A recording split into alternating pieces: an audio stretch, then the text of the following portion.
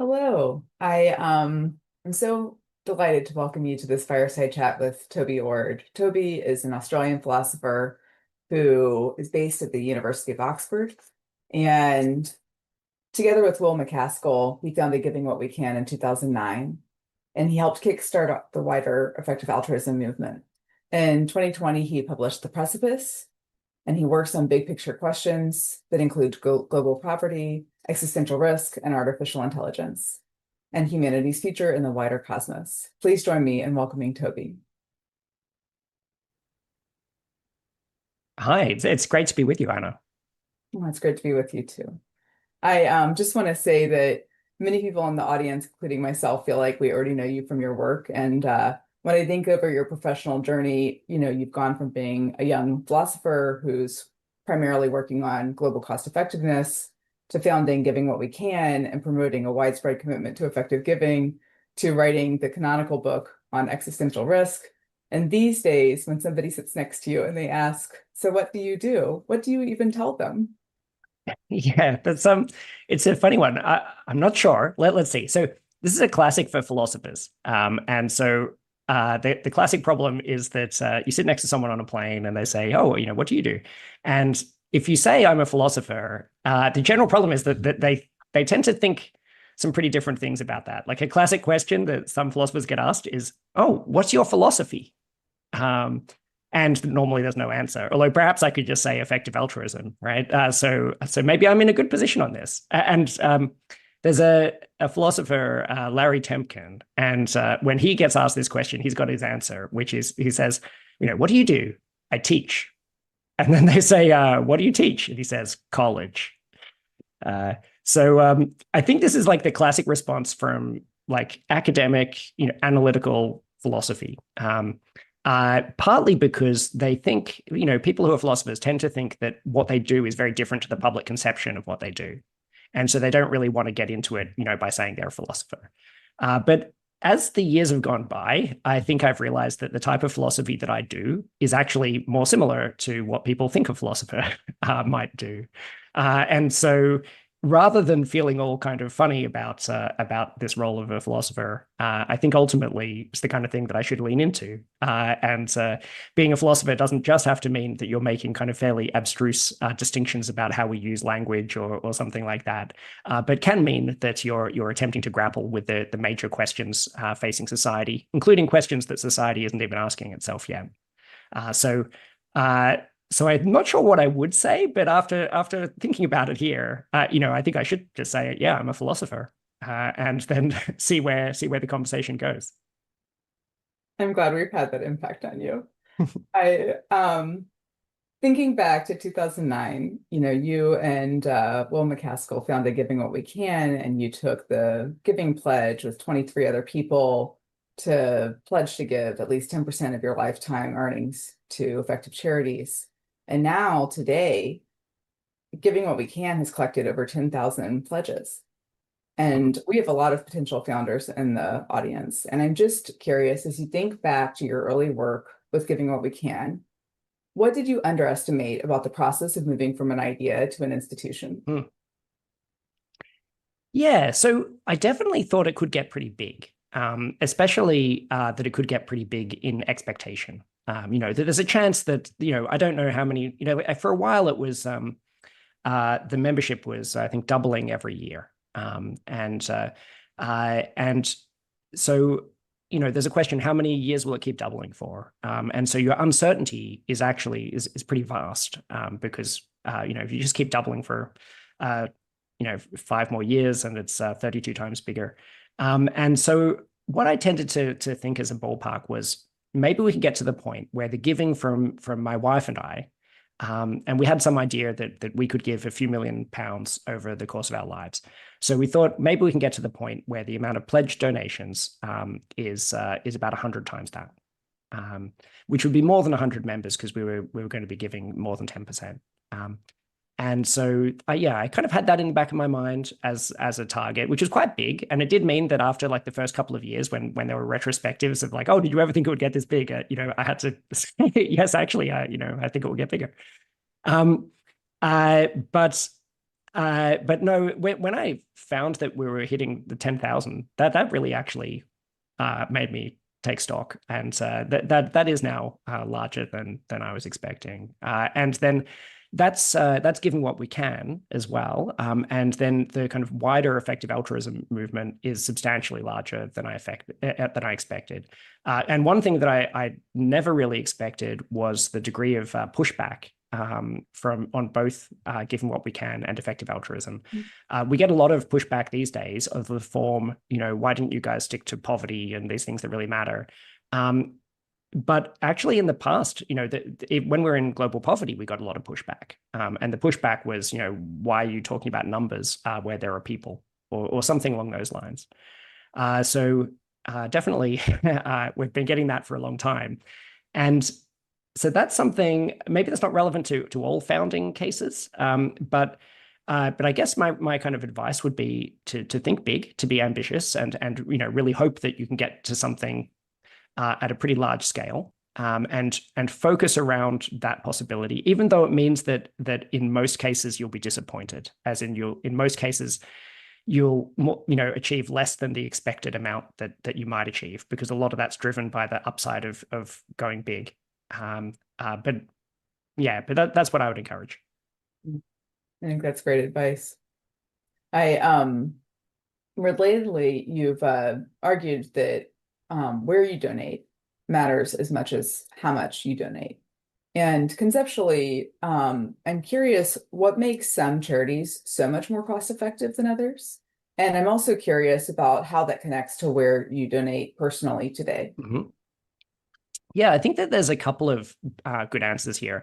And we used to spend a lot of time thinking and debating this. And it's actually a bit of a shame that it's not talked about as much in EA circles anymore.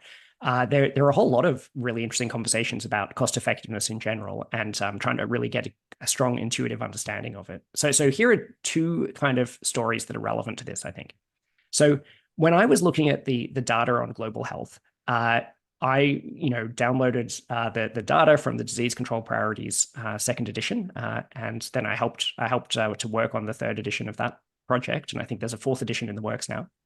And it had this kind of league table of how cost effective I think 108 different health interventions in poor countries were, and I was kind of really struck by the variation, and so I kind of played around with it in a spreadsheet for a while and found that if you kind of divide it into little buckets on a log scale, that you got something like a bell curve.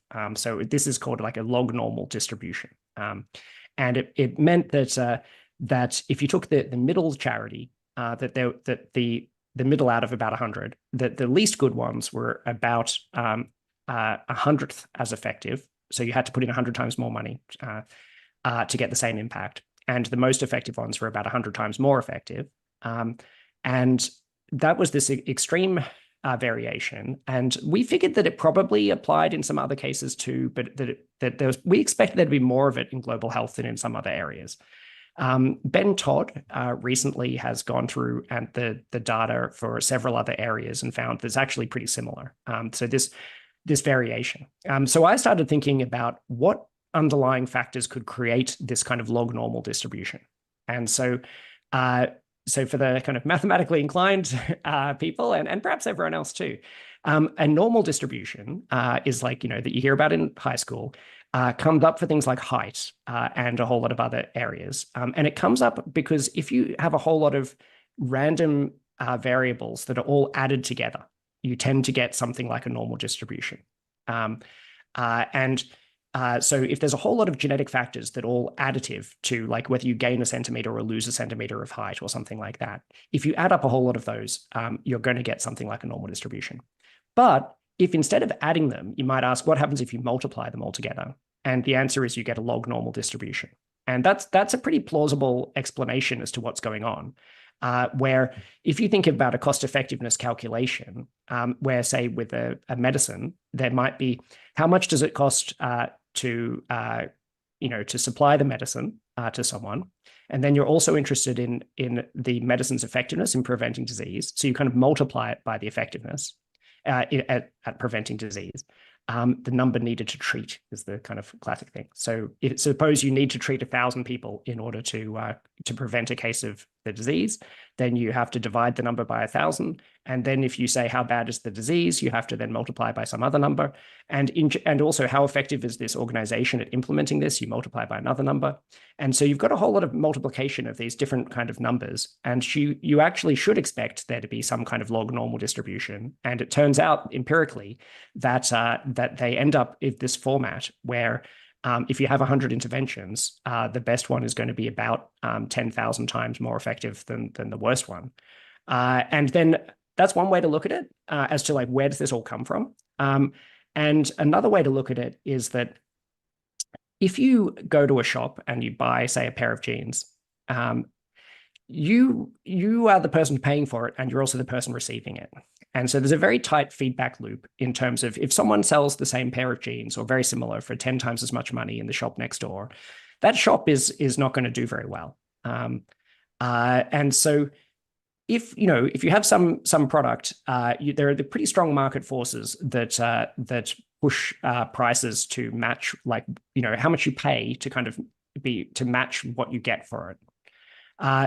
But in the case of charity, the people who are paying are different to the people who are receiving the item. And the person who's paying doesn't even really see. It's not like a present where you get to see that you bought the pair of jeans. You pay money to the clothing people, and then some number of jeans are distributed to a whole lot of other people. You don't really see it.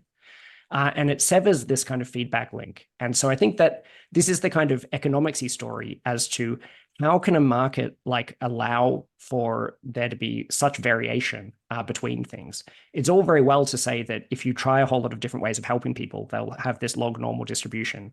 But it's a different question as to like, that could be true for jeans or other products as well, if you just have a whole lot of people trying to make goods and services. But the market will actually kind of trim the tails on that. So that you see things which are all of a somewhat similar kind of cost effectiveness in terms of like buying it for yourself and how much benefit you get. So there you go. This is the kind of discussions that we had a lot of about 20 years ago, and I think that there should be more of. I think it's like really interesting as to like, why is the world like this? And once you start to understand why it's like that, you can then start to think about like how to find effective interventions and so on. I could not agree more. I'm also just so curious about, as you're making your giving choices today, how are you thinking about the effectiveness, especially, we're still living in a world of low feedback loops on some of the most important interventions we can make. And so I'm just curious about how you're navigating those decisions personally. Yeah, so I guess it used to be the case that I would be doing a whole lot of this research myself, or that Will was doing it, and then eventually we managed to move to a situation where people who weren't running Given What We Can were doing the research. Nick Beckstead and various others over the course of time. And also there were some folks across the Atlantic at GiveWell who were doing this as well. We each found some really great organizations. And then at first, we had quite different lists of recommendations. And then we started recommending the ones they recommended, or at least some of them. And then they started finding some of the ones from us. And the recommendations ended up pretty similar. And so over time, that's all professionalized. So I rely upon on these kinds of lists. Ultimately, Given What We Can, looks through these things, but it mainly relies upon GiveWell's advice. So I'm no longer I no longer have much alpha in terms of like finding these places that other people don't know about. A solid plug for GiveWell. I love it. Switching gears. Let's imagine that somebody read The Precipice in 2020, and then they went into a cave, and they are now emerging fresh to this conference in 2025. What is the single biggest correction that you would, or update that you would want that reader to make to your 1 in 6? Yeah, I mean, to my 1 in 6, I think it's still a pretty reasonable number. It's meant to be a pretty rough number, right? So I wouldn't be kind of issuing an important update that it's now 1 in 7 or 1 in 5 or something like that. But I think, yeah, it's tricky. When it comes to, so maybe I'm not going to give you your proper answer here. It's like the one thing. I feel like a lot has changed with AI. But a lot of that change was somewhat predictable. It's become a bigger thing, and it's become harder to ignore. But I that's what I thought when I wrote the book. Um, and I realized actually I wouldn't have to convince people as hard as I initially expected that AI was going to be a really big thing to worry about, because by the time, when I started writing it, because by the time the book came out, it would be more obvious that AI was a big thing. Um, and it's even more obvious now. But I think that, yeah, I'll say that nuclear war, I think, changed substantially since I wrote the book. It's not the biggest risk, and so then the overall kind of numbers might not change that much. Um, but I think the risk of nuclear war is substantially higher. There's some paragraph that someone pointed me to, which I wrote, which now looks quite bad in retrospect. I was trying to justify why it is that one should actually take nuclear war seriously, but the way I did it was trying to kind of lowball it, and I said, while it may seem almost unthinkable that two nuclear armed nations, would come into conflict, these things can happen over a century. It's a long time, and so on. But then all of a sudden we're in the situation with Ukraine, where the US and the Russians were almost in a shooting war over a no-fly zone. And where on Russian television, the talking heads were bringing up maps of the United Kingdom and talking about nuclear strikes on it. And so things got very serious very quickly there. And then also the treaties are lapsing, and so ultimately, I think at the time I talked about the New START treaty, which was going to lapse under Trump, but Biden got in, and in his first month in office, he renewed the treaty. But that treaty is going to run out, and it no longer can be renewed. It only had a limited number of renewings, and so an entirely new treaty is going to need to be negotiated between Russia and the US. At a time where that's extremely difficult to do, of serious international tensions. And if that doesn't happen, then there's going to be no treaties between the two superpowers limiting the amount of nuclear weapons that they have.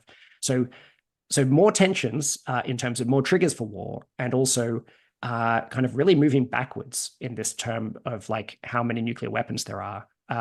For a long time, that you see this graph of like the nuclear weapons increasing at the start and then decreasing over decades. And the question was, how can we make it decrease even faster? How can we get to zero? And now I think that the answer is probably going to be, how can we make sure it doesn't increase too much? Like, how can we limit how much it goes backwards? Um, I mean, one thing is that underneath a lot of your work is a big claim, which is that future people matter in a serious way.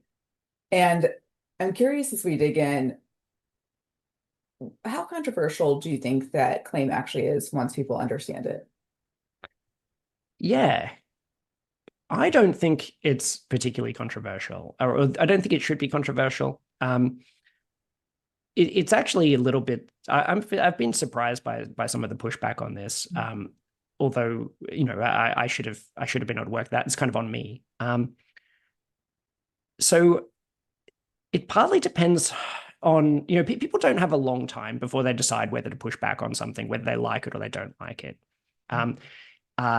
You can't expect, for example, that people are going to spend 5 strenuous minutes of kind of like trying to reason about whether an idea is a good idea and like a good moral innovation, or whether it's a mistake. People are, almost no one's going to spend 5 strenuous minutes on this. Maybe they would if they're like reading a kind of, Sunday magazine piece from like a broadsheet or something on some new idea.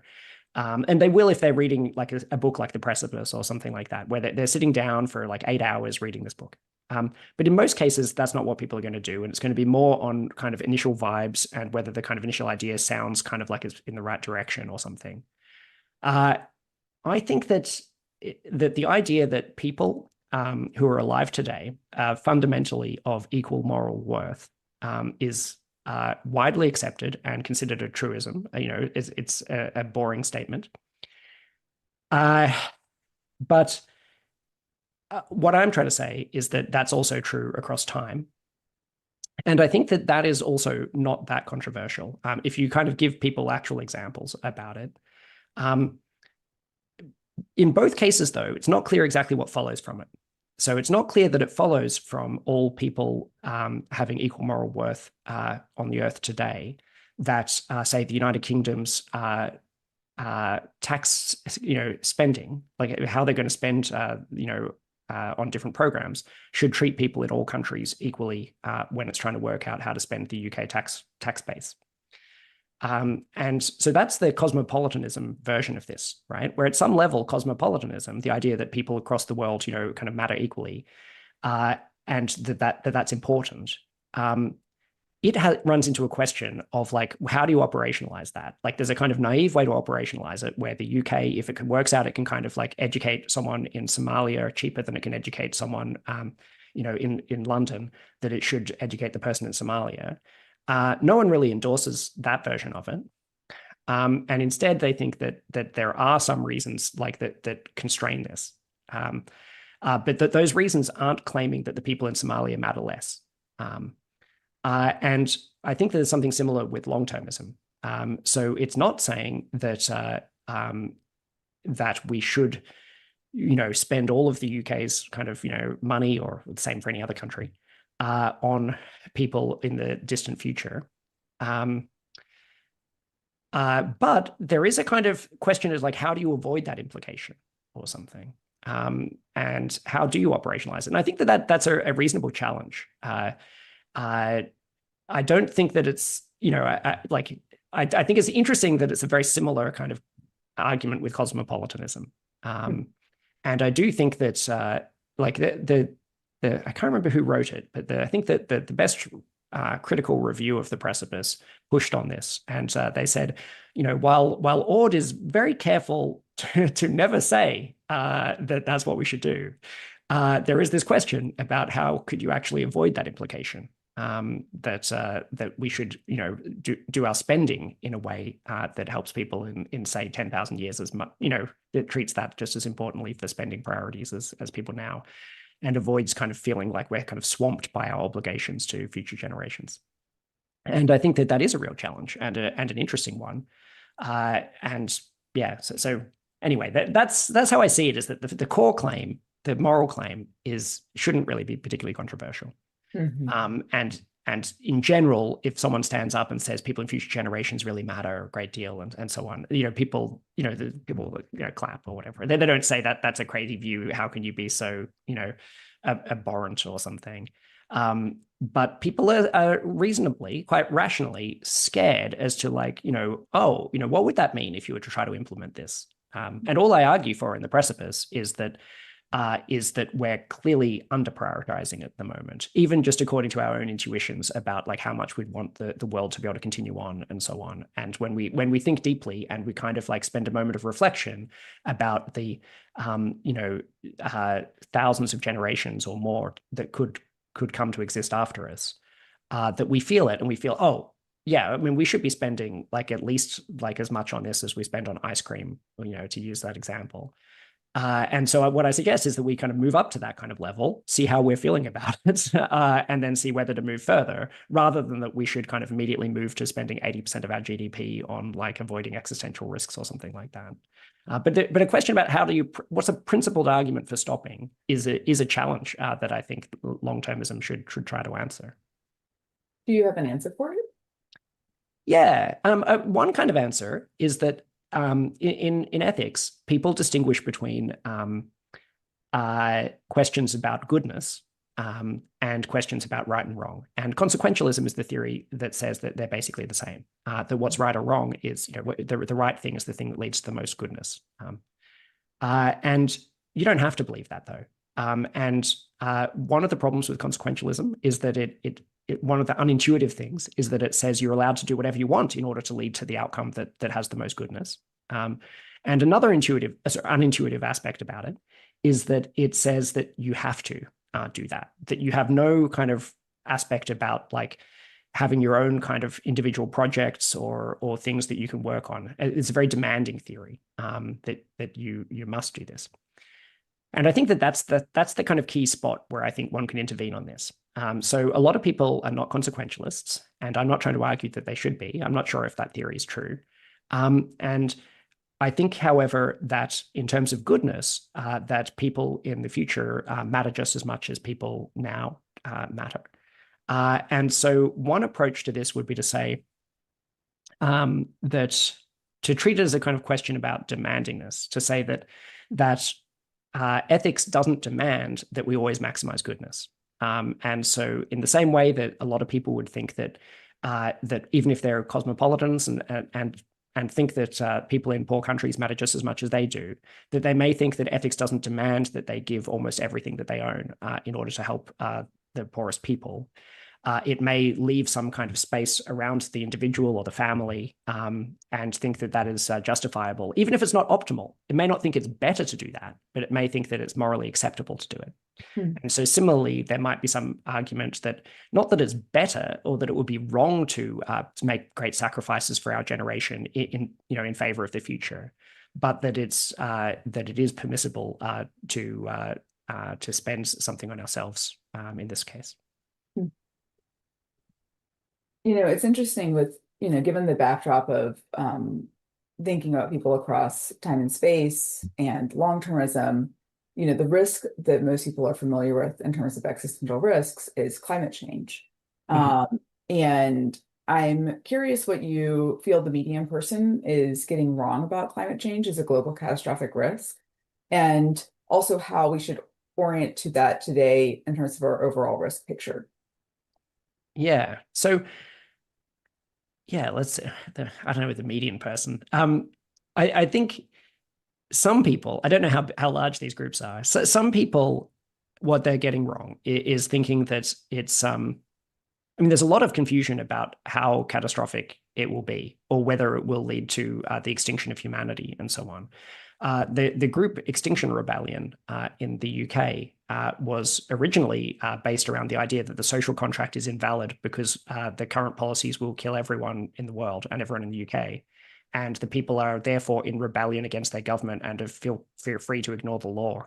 It was very dark. And also it assumed it was overdetermined we'd all die. And the question was, what do we do before we all die from climate change? That was based on a lot of serious misconceptions about the science and so on. And I'm glad that they've kind of turned away from that and are thinking more extinction as a kind of potential threat for humanity and also animal species extinctions as a kind of way to save the name. But that kind of thinking is very extreme and alarming. And it also, I think that's the kind of thing that deserves the name doomerism or catastrophism. Because I think that this is actually a term that I think is seriously misused in the case of AI and by critics and also by some of the AI risk community. They're mistaking the word doom and what the meaning is. The word doom doesn't mean destruction or death. The word doom means fated to have destruction or death. So a character in fiction is doomed if it's the case that that fate determines that they will suffer this catastrophic outcome. That's not the situation we're in with climate or with AI or with any of these other risks. It's our choices that will determine whether this thing happens. And so doom is an extremely self-fulfilling powerlessness concept, which I think is terrible. And I think that some people who care about AI risk do take on this approach of doom. Eliezer Yudkowsky's stuff about death with dignity was very much couched in the language of doom. And he also popularized the use of this idea of P-doom, which I think was a terrible idea. Whereas what we should be concerned about is the probability of extinction. And is it similarly, if you go to the doctor and they say you're doomed, and then that you kind of ask more questions and you find out that they think there's let's say even a 1 in 3 chance you'll survive, and that if you do these things, you will survive. You would say, hang on, I'm not doomed then. What you're saying is I have to do these things. But I am concerned in the climate area where there are a lot of people who take this kind of doom approach, and they will often misinterpret the science, where the science will say something like, if we don't implement this change by let's say we don't move onto this pathway within the next 3 years, a pathway towards reducing carbon, that we won't be able to avoid 2 degrees of warming. It will say something like that. And then this will get misinterpreted to saying that if we don't do this thing within the next 2 years, we will all die, or that even that we'll all die in the next 2 years. So some of these statements get misinterpreted from the time when the action has to happen to the time when the bad consequence will happen. Whereas with climate change, the bad consequence is often quite delayed from the action. And so this is then, as well as being kind of disempowering, is also kind of self-defeating in that so the public gets told, unless we do this thing that we're not going to, in fact, do within the next 2 years, let's say by the year 2016, then we're all going to die. And then we don't do the thing. And then you kind of lose all ability of credibility, because then they still want you to act. And it's like, well, at that point, aren't we all going to die anyway? Didn't you say there was nothing we can do now? And they're like, oh, no, there's this new thing that unless we don't do it in the next 2 years, we'll all die or something. And so I think that that's disingenuous and also very defeatist. And so I do think that there is some slim chance of existential catastrophe from climate change, mainly from the possibility that we don't understand what's going on. It's such a large change to the Earth system that even though the science suggests that humanity will survive it, that there's some chance that the science is missing big parts, or that there's kind of additional sensitivities or chaotic effects that we don't understand. That wouldn't be shocking. We wouldn't be able to, really plead our case to, like, how could we have known that making these kind of unprecedented transformations that everyone warned us about were going to be catastrophic? How could we know that the catastrophe was going to be so severe that we all died? So I think we would be to blame for that.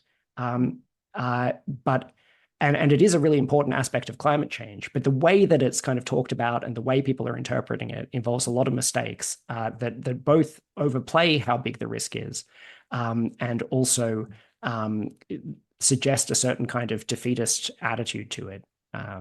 So I'm very much against the concept of doom in these cases. I'm updating my PDOM. Thank you. I as we estimate the risk that unaligned AI poses, you have placed it at your 1 in 10 chance of existential catastrophe this century. And that's your single highest risk estimate.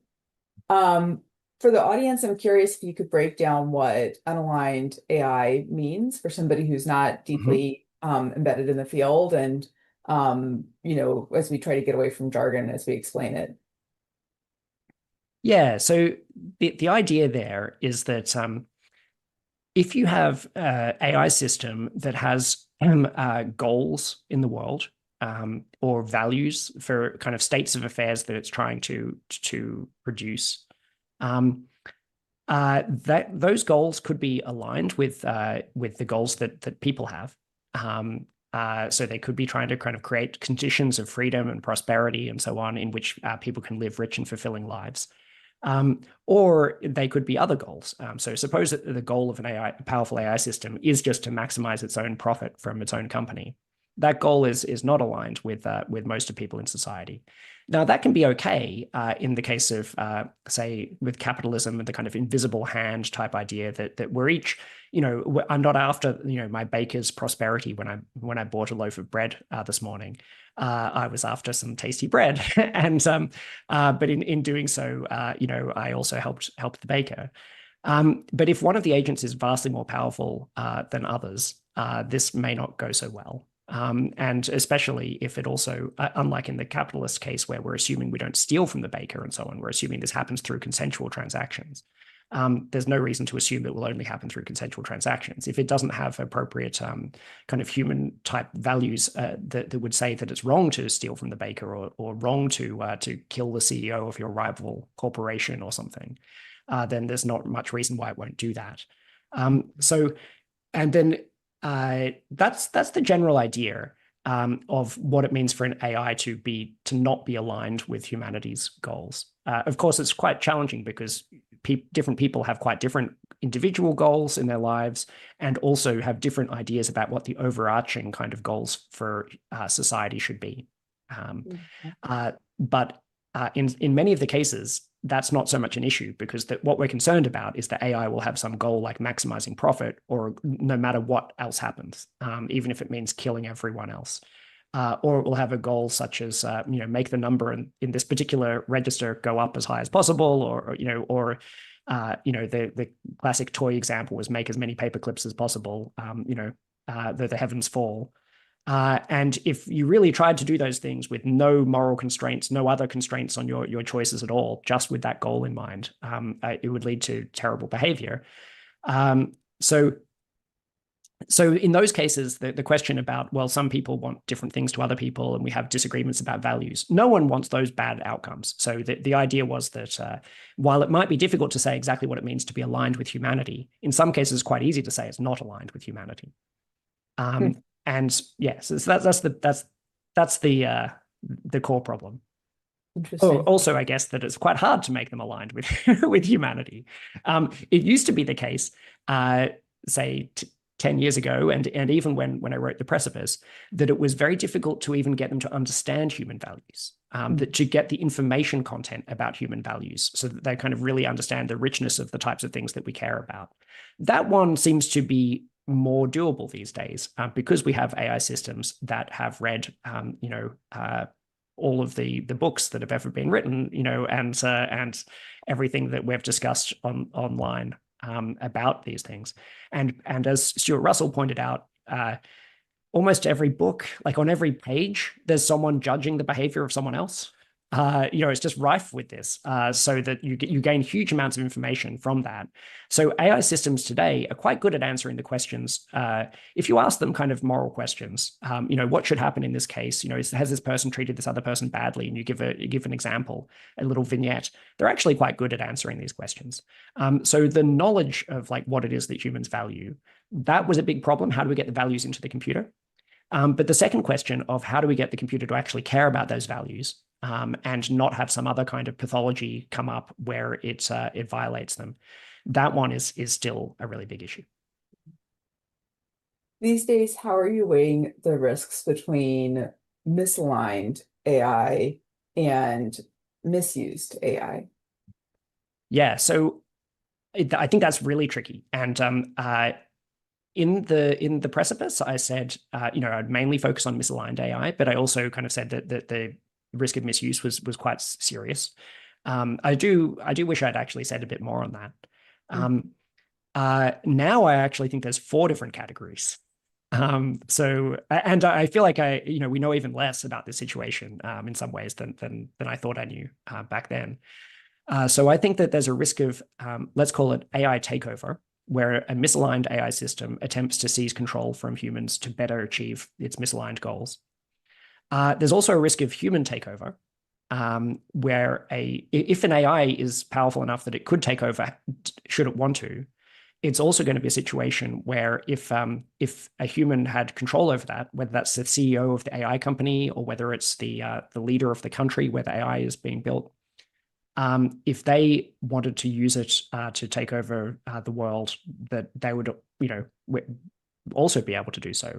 For example, if the AI system was what's called intent aligned, which means that it can do whatever the user intends and understands the intent of the user and will follow it, that wouldn't be enough to remove that risk that a bad user uses this extremely powerful AI to take control of the world, which I think is also very clearly moving into existential catastrophe territory.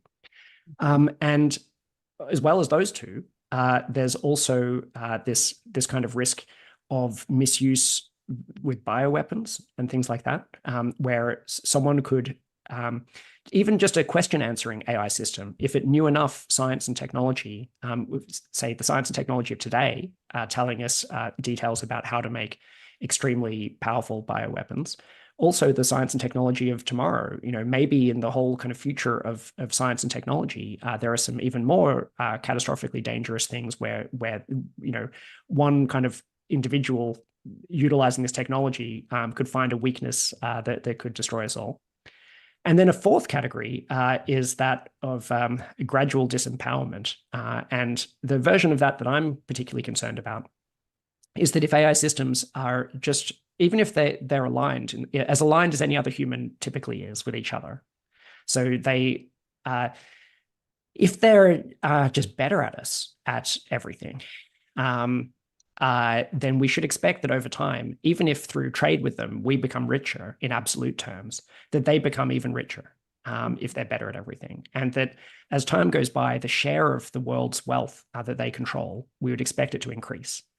They may start off not being able to run for political office and things like that. But if they have enough money if they control 99% of the money and can just, buy off the people who are in control of the political systems, we'd expect them to kind of, get judgments in the courts, like, in favor of their powers and so forth. So I think that there's a serious concern there of this what I call gradual disempowerment, where then we'd enter this disempowered state where maybe then anything that misaligned that happened, or even just other goals could mean that humanity can never achieve its potential. So I think there's 4 different areas, and I actually really have very little idea which is the biggest of them. So therefore, I no longer think that most of the AI risk comes from AI takeover. I now think that I don't know, it's something like split between these different categories, and that there may be even more categories that we haven't conceptualized as we get closer to this event and we have kind of better able to see what it's bringing. You've spent a greater part of your career now with governments and policy people. And I'm curious, from that vantage point, what is the thing that you feel like the long-termist community is currently misunderstanding about how real world governments actually work? Yeah, I would, at least from my perspective, maybe with the thing I most misunderstood or something like that, is how constrained they are. That they at least feel that they're really not able to make choices from a wide kind of set of possibilities. At some level, the government controls a lot of money, but in cases like AI, they feel that just individual companies kind of have the power to, that they feel that obviously they can't compete with an individual company inside their borders, in terms of how much compute they can access and so on. I don't exactly understand why that is, but they clearly feel like that. And that they also feel very constrained by public opinion, or what they believe public opinion is. And so one of the ways that you can actually help governments to act is by helping to change public opinion on these things. But I do think that there's a tendency to look at their budgets and to see them at the top of some kind of hierarchy and assume that if only they had the right ideas, everything would change. But that isn't the case. And also, if they start making acts which the public doesn't yet support, they pay political prices for that, and then they get kicked out of government, and then maybe the next government reverses the course. So there's not so much that they lead, that they to some extent they follow, and they follow the public opinion, and that what you need is at least some kind of concert between these things to help the public opinion shift, and to try to get leadership that can paint a clear vision of why this thing is happening, or perhaps even help crystallize public opinion and make it more clear. When you're engaging with people who are skeptical about the risks that AI presents, what do you feel is the strongest part of their case, and then what do you feel like they're still missing? Yeah, I would say that, maybe the strongest thing is that they tend to think that there's just a crazy amount of hype going on from the AI companies, and that a lot of the stuff is bullshit. And I think that they're correct about that. And the key thing is that there's a mixture of too much hype about particular capabilities and so on. I guess a lot of what I've written over the last year about AI and scaling has been bearish on AI capabilities, at least over the short run, and suggesting that a bunch of things are overhyped, and that scaling seems like it's actually kind of running out of steam. But I simultaneously think that some of these things are overhyped. But I also think that it's possible that those positions are true. I don't think that they should be someone's central kind of estimates as to how soon will AGI or superintelligence arrive, but we should take them somewhat seriously. And I think that as we look at longer time frames, it's especially plausible that these things will happen. And a lot of the time, AI skeptics are kind of agreeing that, oh, sure, by 2040, the entire economy will be turned upside down, and the people's relationship with the state will be kind of turned upside down, because the state will no longer need people in order to have economic productivity and compete with its neighbors. So maybe the citizens are all, need to sort out a new social contract and so on. But where, but they feel that because they're putting that half a generation into the future, that they somehow it's not like the biggest issue facing humanity or something. It's a bit puzzling. Uh, but I think there's once you think of them longer time frames, that you'll find there's a bit more agreement. And as you think about the way that you've engaged with skeptics, I'm curious if there's something that you've experienced as a criticism of your work that has either changed your mind about something that's important or changed how you explained it, and that's been genuinely helpful to you. Yeah, I would actually call back to this thing about with long termism about, is there a principled way of stopping? Like how does one avoid a kind of fanaticism when it comes to actually for lots of different issues, to be honest. In the ones I think about the most, it's about cosmopolitanism and about long-termism, about how do you avoid the fact that 99% of the world's population doesn't live inside my country. So how do you deal with the issue that there's some kind of fanatical policy choices or something like that, or about that happening over time. And I think that there is a need for an answer to that kind of question. I think everyone has this problem. I think that people who are concerned principally with justice and rights possibly have even bigger fanaticism issues in that the level to which the injustices that are going on are kind of morally urgent and kind of demanding of people.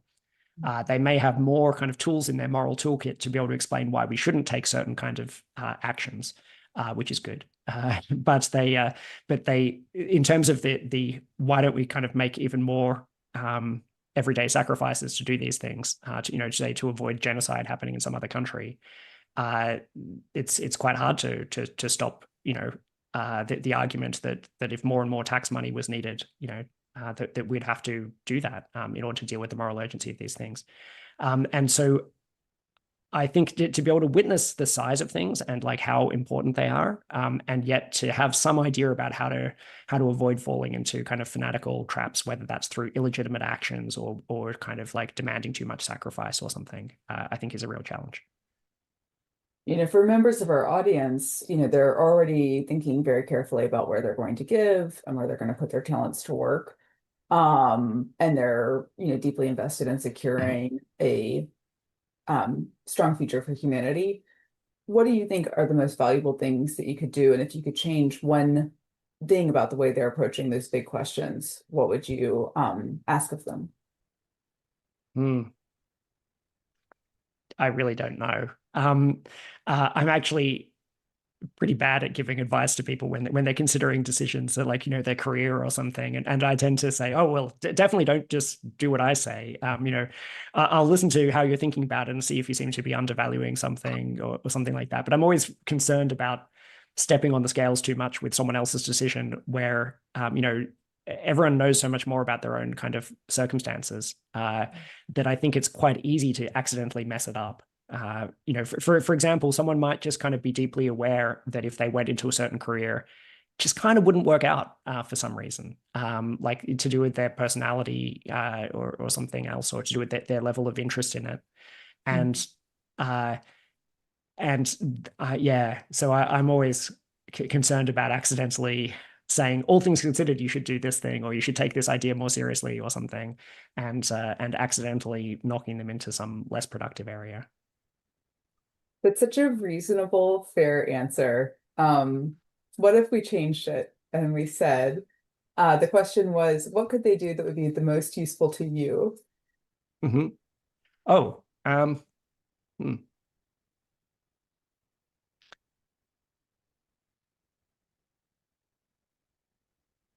Yeah, I guess I still don't know. But it's a good attempt to get me to actually answer this damn question. Um, yeah. No, I guess I still don't know. That's not to say that there aren't kind of like systematic blind spots and so on that people have. But I just don't know enough about how people are making the decisions to know where those are and which ways the people should turn. The Yeah, I do rely on you for such a thoughtful response. So I as we're coming to a close, you know, you spend so much time thinking about existential risks, and Mhm. I'm curious about what right now is giving you the most existential hope. Hmm.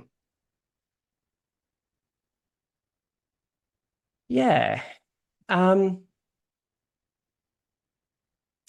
I mean, one thing is that I'm very impressed by the resilience of the EA community. There'd been a lot of, I think, ill-founded attacks on EA in, I don't know, 2015 to I don't know, 2022 or something. Then I think with the Sam Bankman-Fried stuff, I think that it was like, oh, hang on, there's a genuine problem here that's come from someone who is clearly inside our community and has done like great harm. And so then as a community that was always kind of like willing to do a lot of self-criticism, there was this kind of real kind of concern about spiraling into self-criticism and self-flagellation or something. Like, as in, even though that this was some guy, like he should feel bad about what he did, but it's not clear that a particular EA should feel bad about it. But we often did, and as some kind of group guilt that may not metaphysically make any sense. And it's difficult when everyone's complaining about you, and there's relatively few articles that are saying, "Oh, isn't it nice that there's a group of people who are kind of devoting their lives to trying to see what they can do to help the world."